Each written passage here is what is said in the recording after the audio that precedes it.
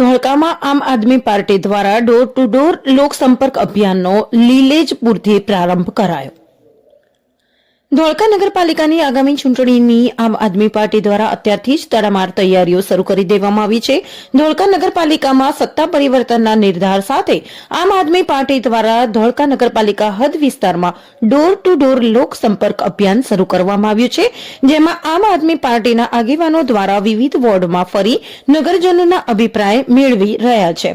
ત્યારે 12/1/2026ના સોમવારના સાંજે 7 વાગે ધોળકા નગરપાલિકાના વોર્ડ નંબર 3માં આવેલા લીલજપુર વિસ્તારમાં ડોર ટુ ડોરનો પ્રોગ્રામ રાખવામાં આવ્યો હતો, જેમાં ધોળકા વિધાનસભા પ્રભારી નસીમ અંસારી, સહપ્રભારી આર્યન મકવાણા, ધોળકા શહેર પ્રમુખ બળદેવભાઈ ઠાકોર हाजिर રહ્યા હતા।